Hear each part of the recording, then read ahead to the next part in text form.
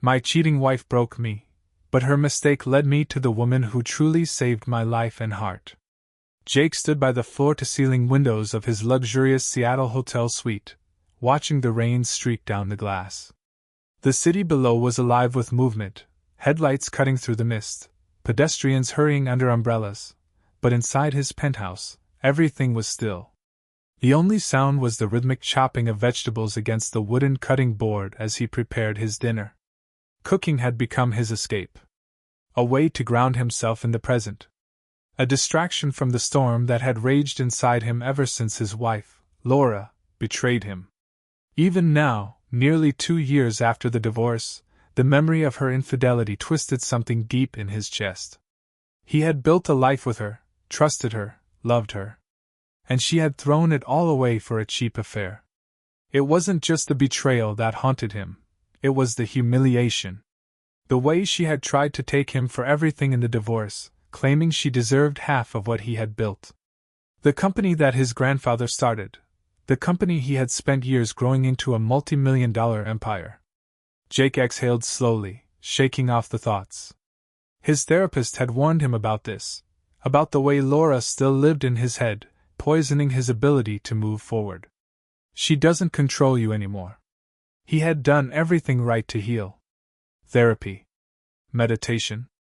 Even donating $1 million to PTSD programs for ex-military, hoping it would ease the gnawing guilt that he, a man who had never seen war, dared compare his emotional scars to theirs. His therapist had reassured him that betrayal could be its own kind of trauma. That the feeling of being blindsided, the loss of trust, the inability to feel safe with someone again, it all had lasting effects. And yet, despite his progress, despite his wealth, his success, his looks, he still found himself alone. As he steeped his tea, the steam curling into the air, he forced himself to focus on the good. He was 34, in his prime. He was successful, powerful, and, according to a recent magazine article, one of Seattle's most eligible bachelors. Women were interested in him. He was the one keeping them at a distance. Before he could go too deep into his thoughts, the doorbell rang. He glanced at his watch. Right on time. Ryan, from the charity Escort to Success, was supposed to drop by. He had offered a mentorship program for young entrepreneurs, and Jake had agreed to be a guest speaker. He strode to the door and pulled it open, expecting a sharply dressed businessman. Instead, he was met with a woman. A stunning woman. She stood in the hallway, her dark red dress hugging every curve, her wavy brown hair framing her delicate face. Her green eyes flickered with curiosity as she gave him a confident smile. "Hi, you must be Jake." There was a brief moment of silence as his brain tried to process the situation. Ryan was a woman? No, that didn't make sense. He cleared his throat. "I'm sorry, I was expecting Ryan, right?" She interrupted smoothly. "Yeah, I'm not Ryan." She laughed lightly, the sound rich and easy. "I think there's been a mix-up." Jake frowned. "Mix-up?" She pulled out her phone, showing him the text confirmation. "Room 2901? She asked. His eyes flicked between her phone and the number on his door. 2901. His stomach dropped. He looked back at her, realization dawning. "You're not from Escort to Success, are you?" Her lips parted slightly in surprise before her expression turned amused. "I am, actually." She paused, then smirked. "Just not the kind of escort you were expecting." Jake exhaled sharply, running a hand down his face. Escort to Success versus escort service. It was absurd. It was something out of a bad movie. She tilted her head. "So, should I go?" Jake hesitated. The logical answer was yes. But something about her intrigued him. Maybe it was the way she carried herself, not desperate or apologetic, but amused, self-assured. Maybe it was the sheer ridiculousness of the situation. Or maybe it was the fact that, for the first time in a long time, he felt something other than anger or emptiness. "Actually," he stepped aside, gesturing to the room. "Would you like to stay for dinner?" Her brows lifted in surprise. "You're serious?" Why not? He shrugged. I already started cooking. And if nothing else, I could use some good conversation. She studied him for a moment, then smiled. All right. But just so we're clear, I'm not on the clock for this. Jake smirked. Deal. They sat in the dimly lit hotel suite, glasses of wine in hand. So, he said, leaning back, since you're here by accident, what's your real name? She hesitated for only a moment. Megan Parker. Megan, he repeated. Not Kelly? She laughed. Kelly's just my work name. Megan took another sip of her wine, glancing around the room. You have great taste in art. He followed her gaze, his collection of paintings lining the walls. You into art? I was, she admitted. Once upon a time. He caught the flicker of something in her eyes. Regret? Before he could ask, she set her glass down. How about this? You give me a tour of the art, and I promise not to ask too many personal questions about your past.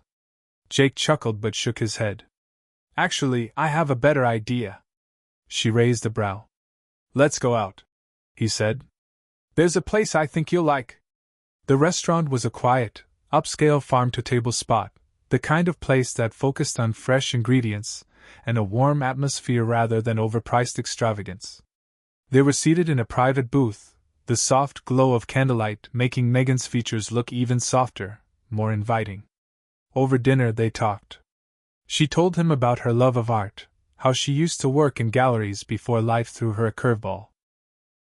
He told her about Seattle, about his business, about the sports teams he half-heartedly followed. And for the first time in years, he felt something unexpected. At ease. As the night wore on, he caught himself watching her. The way she laughed, the way she leaned in slightly when he spoke. He had been numb for so long, but now, something was stirring inside him again.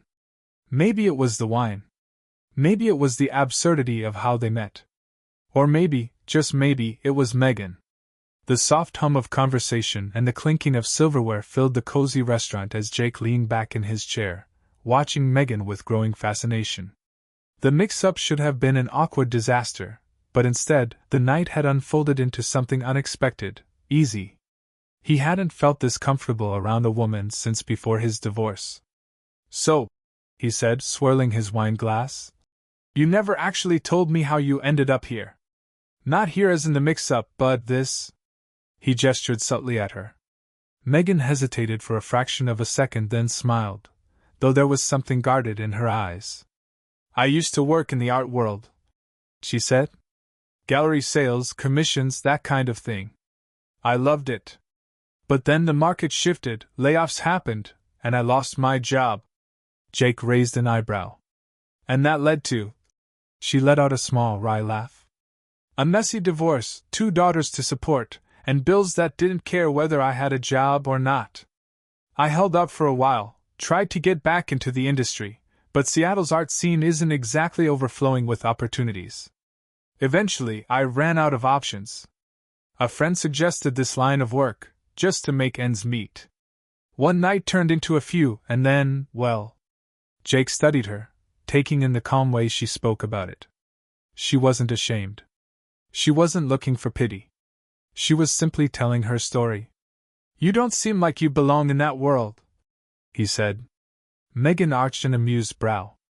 And what world do I belong in? The one where you talk passionately about art, he said without hesitation. Not the one where men treat you like a transaction. Her eyes flickered with something, surprise maybe.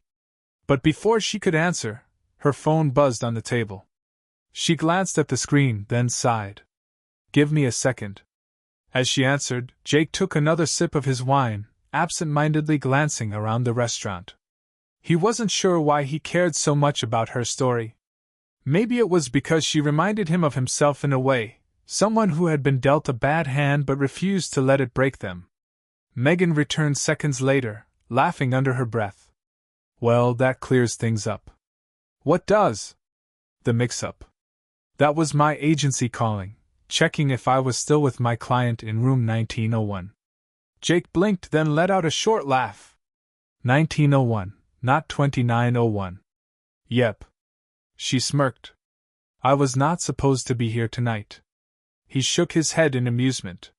And yet here you are. Here I am. She echoed. The absurdity of it all hit him, and before he could stop himself, he laughed. A genuine, deep laugh, something he hadn't done in a long time. Megan laughed too, shaking her head. Well, now that we know I wasn't supposed to be here, do you want to end the night? She asked, tilting her head in curiosity. Jake met her gaze, his amusement settling into something quieter. No, he said simply. I don't. The night continued effortlessly. They talked, they laughed, and for the first time in years, Jake felt like himself again. Megan was sharp, funny, and completely unbothered by his wealth, something he wasn't used to. And then there was the other thing. The attraction. Jake had spent the last 2 years avoiding any kind of real connection. His body had been as numb as his heart. But as he watched Megan, the way her lips curved around her wine glass, the way her laughter made her eyes crinkle, he felt something. Wanted something. When dinner ended, Megan checked the time on her phone. Well, she said, I do have a nanny who can stay late. And technically, I owe you a night. Jake exhaled slowly, studying her. I don't want something transactional. She smirked. Then let's call it a thank you for a great evening. He held her gaze for a moment, then nodded. All right. Let's go. They barely made it through the hotel room door before their lips met. It wasn't rushed. It wasn't desperate. It was slow, filled with curiosity and unspoken understanding. Jake had been with women before, but nothing had ever felt like this, like the world outside had disappeared, and all that mattered was the warmth of her body against his. They moved through the suite, clothes dropping piece by piece until they found the bed. And when it finally happened, when they finally became something more than just two strangers sharing an accidental evening, Jake felt something unexpected. Alive. The morning light filtered through the curtains as Jake sat at the small dining table, sipping his coffee. Across from him, Megan wrapped a robe around herself, her hair still tousled from the night before. She watched him for a moment, then sighed. I should go before my girls wake up. Jake set his coffee down. Tell me about them. Megan looked surprised. Lily and Zoe? They're amazing. Lily's 7, Zoe's 6. They're my world. There was a pause before she added. They're the reason I want to get out of this life. Jake nodded. He had suspected as much. You should, he said. She let out a small laugh. Easier said than done. I can't just walk away without a plan. Jake leaned forward. What if I gave you one? She frowned. What do you mean? He exhaled, thinking it through. I'll give you $113,000. Enough to take a break, pay your bills, figure out what you really want to do. No strings attached. Megan's eyes widened in shock.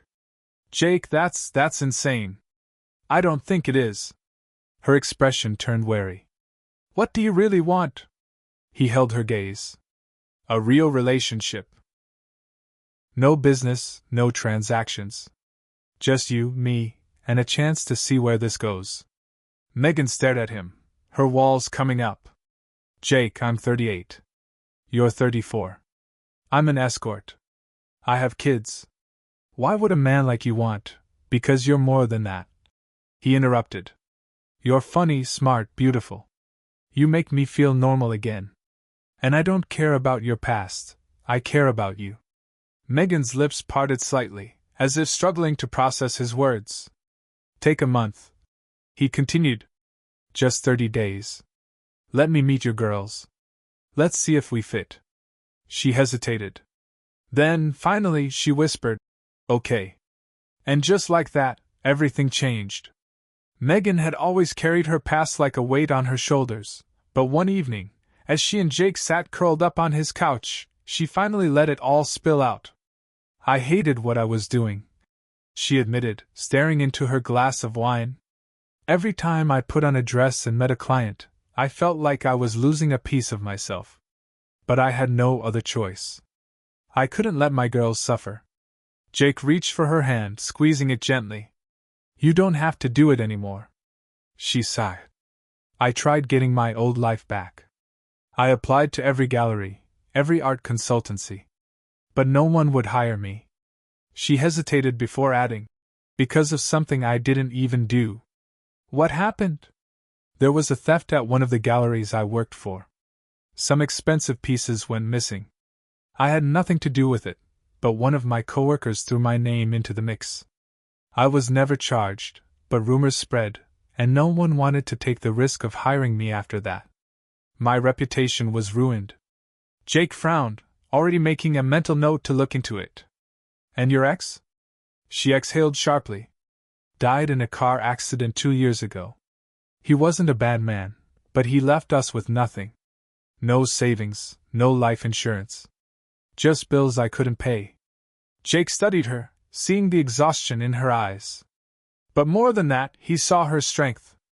I ran a background check, he admitted. Everything you just said? It checks out. Megan's head snapped up, but instead of looking offended, she let out a small laugh. Of course you did. I had to be sure, Jake said simply. Not because I didn't trust you, but because I do. For the first time in a long while, Megan looked like she believed in something better. Their days in Seattle were filled with laughter. Jake spent time with Lily and Zoe, surprising even himself with how naturally he fell into the role of father figure. He took them to museums, helped with homework, and told them ridiculous bedtime stories that made them giggle late into the night. One afternoon, Megan caught him teaching Zoe how to dribble a basketball in his hotel suite. She stood in the doorway, watching them with an unreadable expression. What? He asked. She shook her head. Nothing. Just, you're really good with them. They're great kids.